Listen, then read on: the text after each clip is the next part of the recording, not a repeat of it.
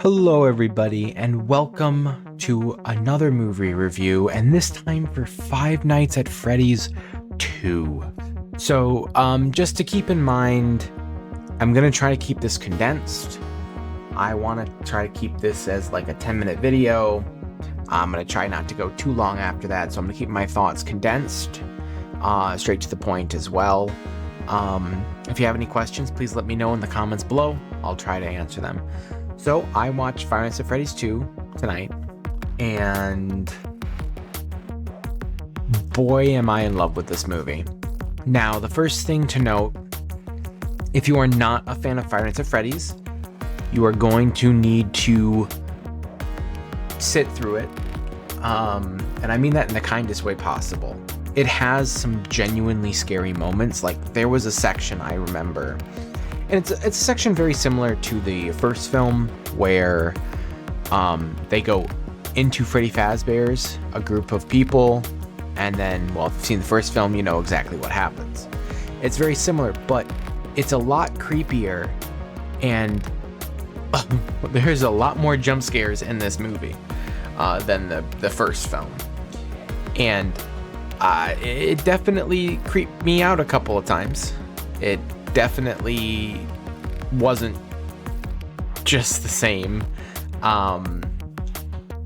But like it captures what the fan base wants. And that's what this movie is, end all be all, is it's for the fans. If you are not a fan, I hope you enjoy this movie. I think there's a lot of things to like. I am very interested in where this is going to go if they make a third one. I want to say when they make a third one, but we have to see how the movie performs. Which I still think that this movie can not like do drastically, but I think it could do 80-90 mil. I think that that's not bad in any capacity. I think that's pretty good. But the movie, you know, if you're not a fan, you may not like it. I think you'll still like it because the scary portions has you on edge. And I mean, if you go and watch Conjuring, like, you're going to watch Conjuring for the jump scares or the creepiness, you know, Insidious creepiness. Like, out of the Conjuring movies I've seen, the story isn't the best. Like, if you go out and watch a horror film, if you're not a fan of the story, you're there for the jump scares and you're there to be creeped out. And I think that this movie checks both of those boxes. Now, I think the story's good. I really like the story. There were some twists and turns I did not expect, but it surprised me in a couple of different ways. Not in any bad ways. There's a couple choices I questioned, but it's not bad choices by any means. And I also want to say, if you are a Scream fan, don't get your hopes up. As much as I wanted Matthew Lillard and Skeet Ulrich, who are in this movie, to be more of a presence on screen, I think that's more of a future thing that they would be doing if more movies come about, right? I think that's definitely more for the future. I'm not gonna say how much they were in this movie, but definitely not as much as I would have liked. But I know Matthew Lillard, every time he was on screen, he did a great job. And it has some of that. You know, anytime they do an adaptation of something, they do that real world section where, like, in this case, the animatronics some of them leave a pizzeria at some point and go into what we would call the real world. And those are typically always the low points for me. I don't think it's bad here, but I just don't think that you need to do that. It's like when you have an animated property and you take them to the real world. Gabby's Dollhouse, for example. Although I have not watched that movie. But like, that's kind of the point, is when you take something and put it somewhere where it's not supposed to be. Typically, like, the animatronics are meant to be in the pizzeria, but like they have reasons, they have explanations. There was an amazing section that made me feel like I was watching the game on the big screen. All of the animatronics looked like the animatronics from the games. And it was so visually stunning in that aspect to me. Not in like an Avatar stunning way, but like a visually stunning way for a fan of this franchise. I absolutely adored that. I was an extremely big fan of the fact that I got to see so many of those on the screen, and like I got to see like kind of like a night in FNAF 2 being played out. And they did a good job, in my opinion, of weaving that into the story and not just making it seem like it was here for the fans. And like, they took their own twists and turns. My biggest complaint, though, is the marketing for this film. And the marketing tries to hype it up, and I still love the film, don't get me wrong, but it's the actors, you know, it's the fact that like they have a couple YouTubers in here that play some of the animatronics, and they announced them as the animatronics to build hype, because last time, part of the reason FNAF 1 did so well was the day-to-day Peacock release, because YouTubers could react and YouTubers talked about it. And they got their audiences involved, and their audiences went to the theater. So they're trying to get them to come into the movie to be a part of it. There wasn't a lot of voice lines. There wasn't a lot at all. For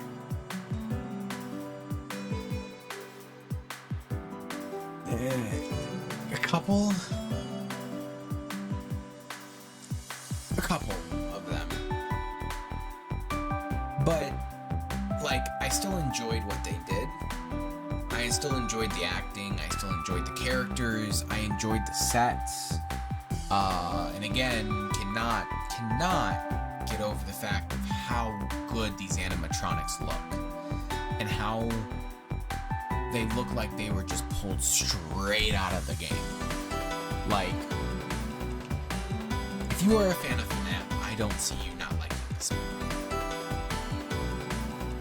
I really don't believe that you're not gonna like this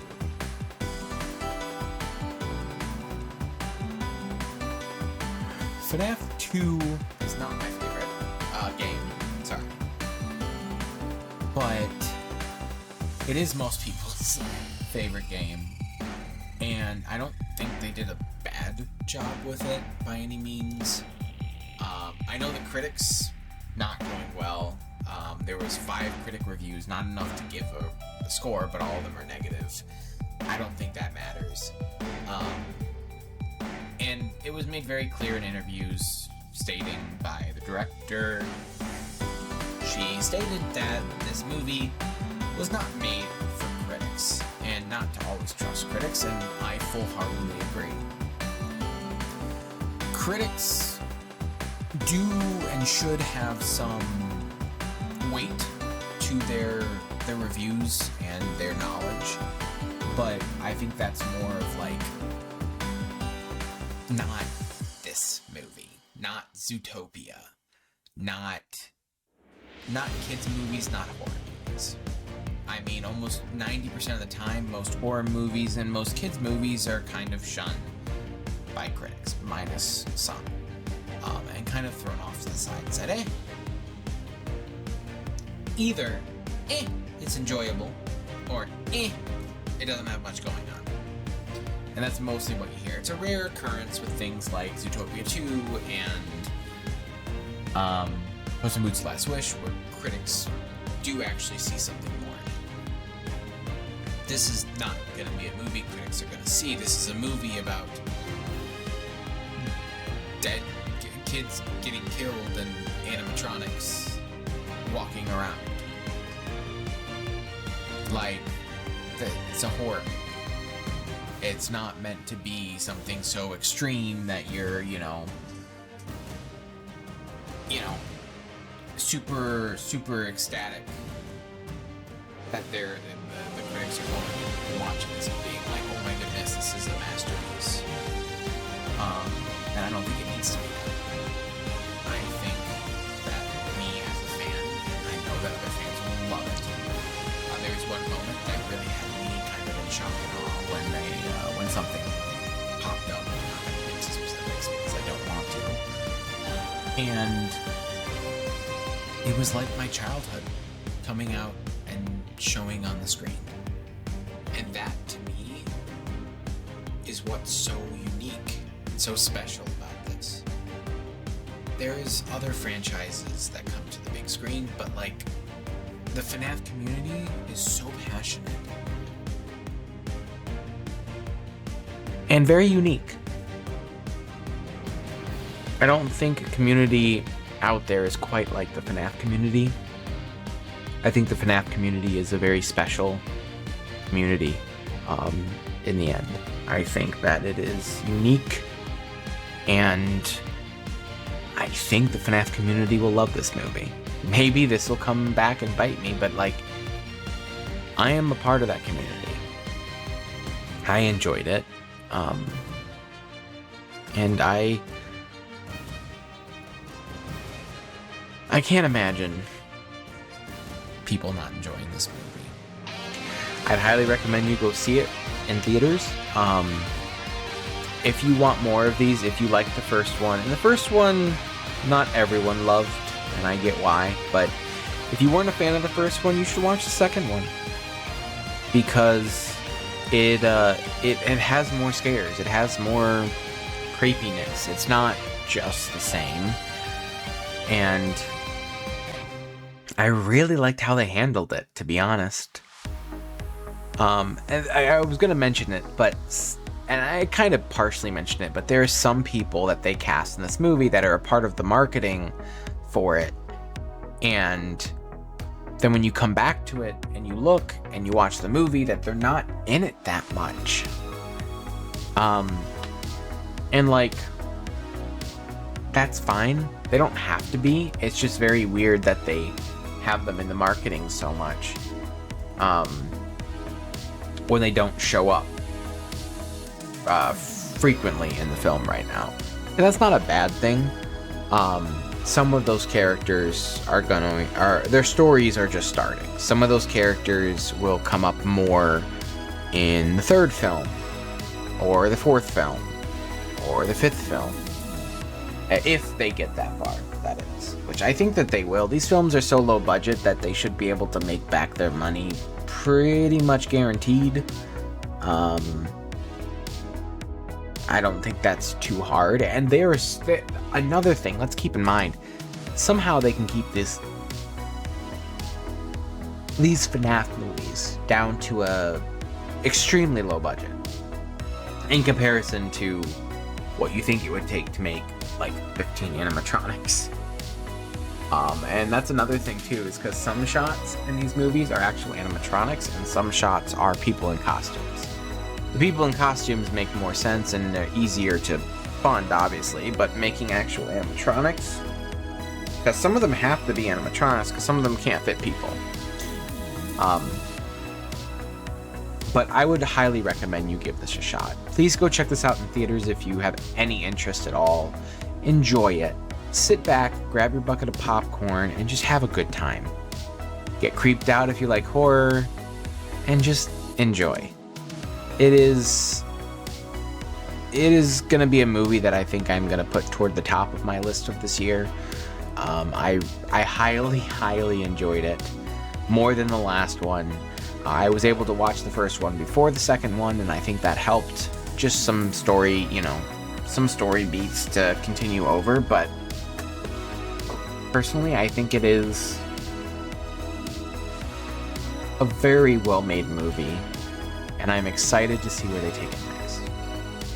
Five Nights at Freddy's 2 in theaters starting 12/4/2025, which should be today. Most showings, I think, start around 2 p.m. Please go check it out this weekend. This weekend's going to be your weekend to check it out. If you are interested, go, go, go, go. It's not on Peacock, it's only in theaters. Support this movie, please, if you have any interest. If you don't like it in the end, that is okay. But, you know, I read a comment, and I wanted to point out the comment. I'm not going to say who wrote it, but I went and looked at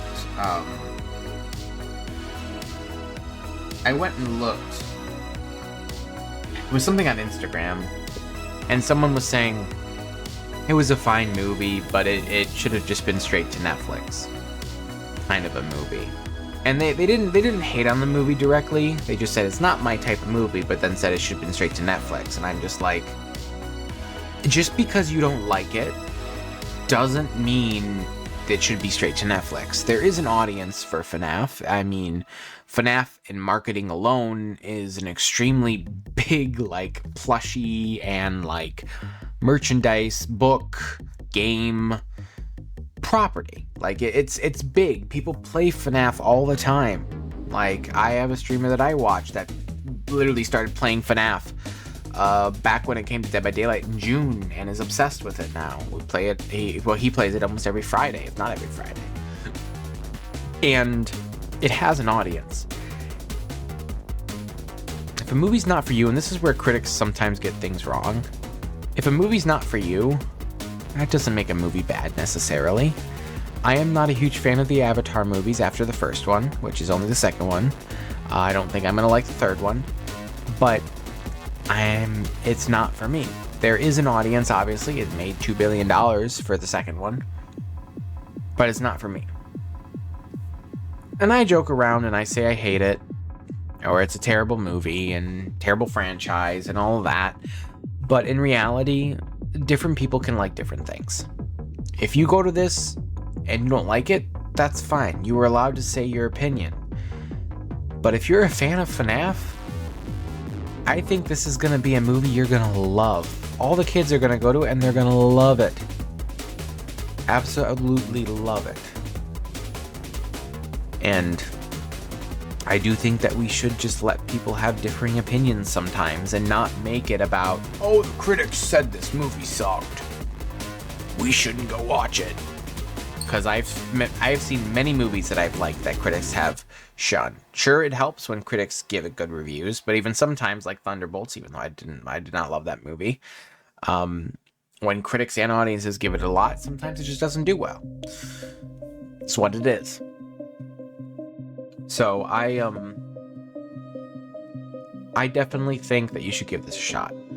For the non-fans, I think the creepy horror sections, I think you'll love. It starts off kind of creepy, and I loved it.